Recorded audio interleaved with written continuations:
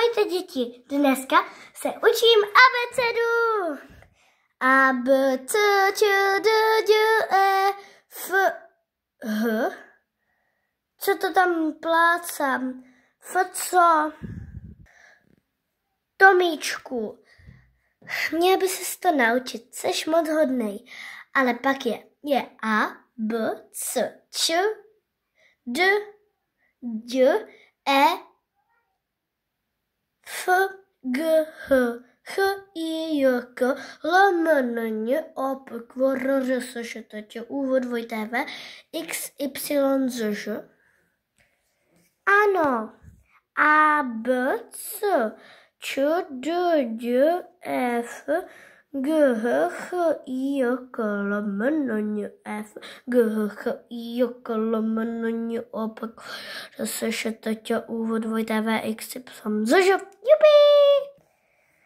Už máme tady abecedu. A, B, C, Č, D, D,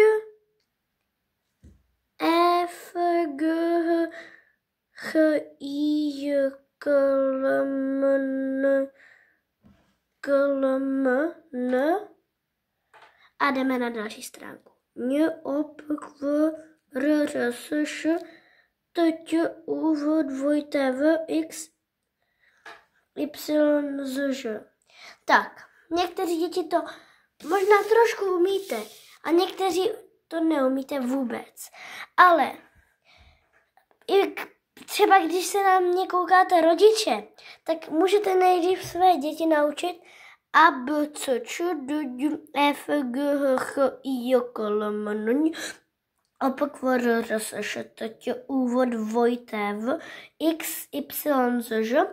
A aby se to nepletli, víte, třeba když učíte tu klasickou abecedu, to A, B, C, Č, D, D, E, F, G, H, H, I, K, L, M, N, O, P, Q, R, S, Š, T, T, U, V, W, X, Y, Z, Ž.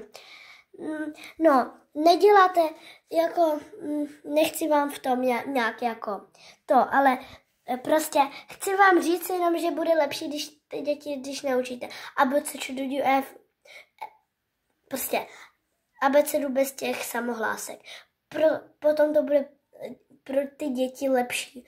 Oni se to naučí jako a potom je můžete klidně naučit i to A, B, C, Č, D, D, E, F, G, prostě toto.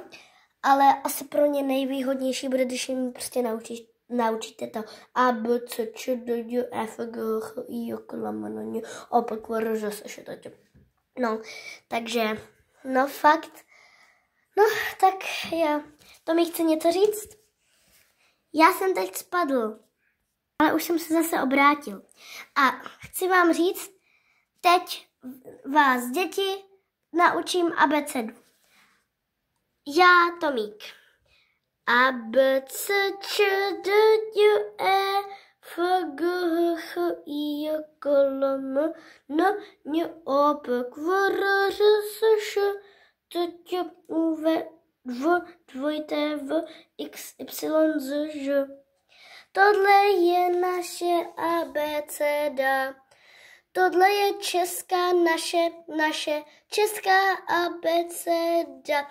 Chcete, abych vám řekl i anglickou? No fakt, umím ji. A, B, C, D, E, F, G, H, I, J, K, L, M, N, O, P, Q, R, S, T, U, V, W, X, Y, and Z. No, Y, A, B, C.